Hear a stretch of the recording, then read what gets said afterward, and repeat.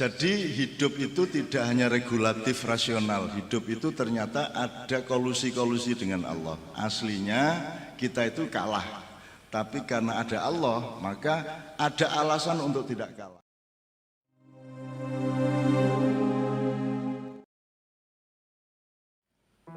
Nahnu na'udzu minal aidin wal faizin itu kalimat ketika pada bulan Ramadan menjelang hari raya Rasulullah pulang dari sekitar 215 km dari kota Madinah setelah melakukan atau setelah mengalami perang Badar yang luar biasa dahsyat, di mana pasukan Islam hanya 313 orang prajurit yang juga bukan benar-benar prajurit tapi seanak-anaknya wong lanang.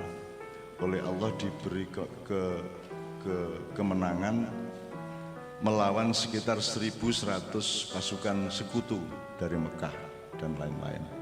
Pasukan sekutu ini dalam arti yang sebenarnya. Nah, tahap kemenangan itu dicapai itu menurut saya merupakan contoh bahwa kita bisa menempuh hal yang sama. Jadi kalau melihat pasukannya, maintenance perangnya, ketangguhan sebagai prajurit, itu pasukan Islam pasti kalah. Itu pada bulan Ramadan, yaitu perang Badar. Tapi kalau melihat bahwa orang Islam itu hidup tidak sendirian, tidak dengan dirinya sendiri, tapi juga dengan Allah dan para malaikatnya, maka ada kans untuk tidak kalah. Maka Rasulullah mengucapkan satu kalimat kepada Allah dan satu kalimat kepada prajuritnya. Kepada Allah, Rasulullah mengatakan innama tunsuruna wa turhamuna wa turzakuna bidu'afaikum. Kepada pasukannya dia mengucapkan itu. Dia bilang sama pasukannya yang janjane wis ora pantes lah jadi prajurit ki, wis jalan kaki tanpa alas 313 km, 250-an kilometer dari Madinah ke daerah Badar itu dalam keadaan loyo, tidak cengkap senjatanya. Rasulullah memberi optimisme bahwa kalian insya Allah kita semua akan ditolong oleh Allah, diberi kemenangan oleh Allah dan akan diberi rizki oleh Allah. Innama tunsuruna wa turhamuna wa turzakuna bidu'afaikum. Kalian akan diberi kemenangan, rizki dan pertolongan dengan syarat niat kalian adalah bidu'afaikum, yaitu hatinya membela orang-orang yang lemah. Jadi ternyata ada rumus di hadapan Allah bahwa kalau niat kita itu adalah membela orang-orang yang du'afa, membela orang-orang yang lemah, membela orang-orang yang tertindas, membela orang-orang yang teraniaya dan tidak bisa berbuat apa-apa, maka Allah akan nyulap keadaan dari rasionalitas perang menjadi keajaiban kemenangan. Gitu. Kemudian itu ngomongnya kepada prajurit, janjane ngapusi kuwi nek cara militer. Mudar arep menang musuh Abu Jahal dengan sekutunya yang lengkap segala sesuatunya. Tapi Rasulullah nekat ngomong seperti itu untuk memfetakompli Allah. Nek panjenengan Gusti Allah sayang karo aku ya ojo ora dikabulke, kira-kira ngono kuwi. Dadi jenengan juga gitu. Kalau sudah janji sama istri atau suami melakukan kebaikan, mau beli mobil baru, motor baru atau mau apa segala macam, janjikan saja kepada istri, terus nanti bilang sama Allah. Kula pun kadung janji nek mboten ken malah bubrah rumah tangga kula. Nek ajeng nek jenengan niku sae kalih kula, Rahman Rahim kalih kula nggih nyuwun sewu pun kabulaken. Nek mboten berarti sing ngrusak rumah tangga kula niki jenengan. Tuh kira-kira moralnya, logikanya seperti itu. Jadi Rasulullah memfetakompli innamatun soruna wa turhamuna wa turzakuna bidu'afaikum.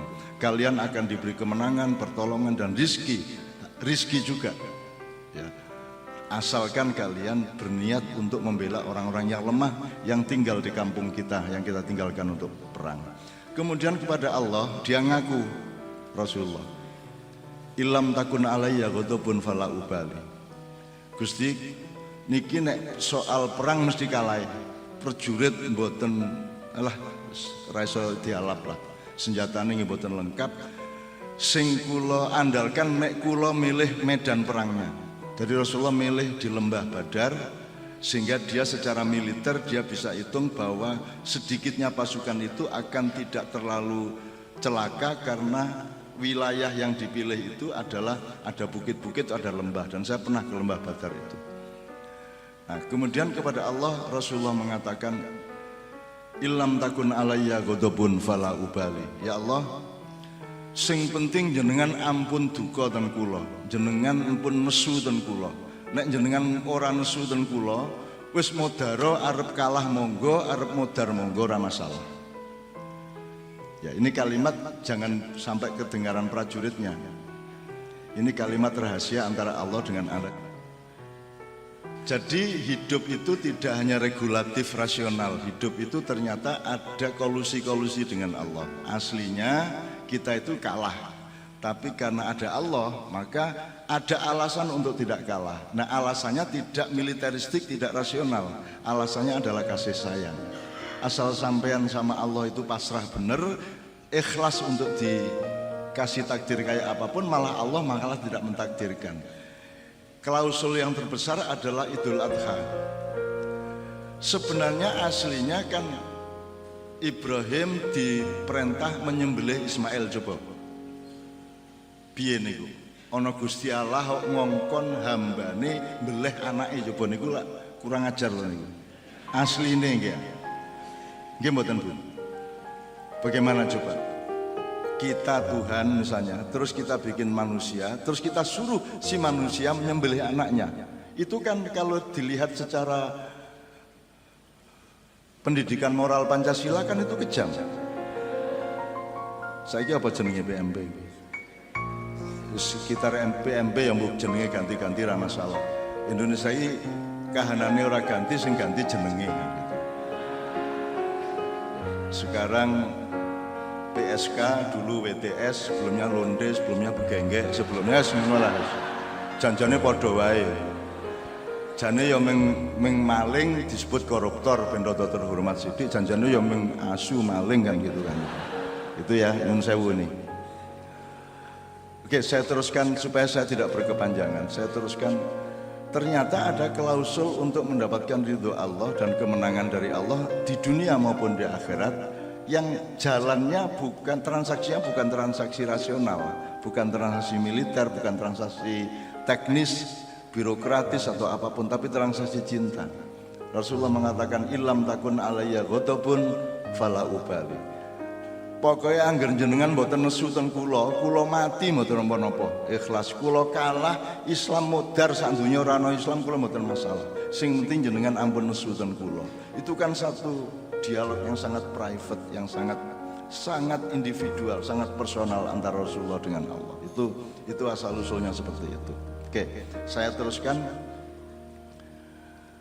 Karena menang di perang Badar itulah kemudian pulang menjelang hari raya Rasulullah mengatakan nahnu na'udu minal aidin wal faizin. Nah, terus kita pakai sekarang.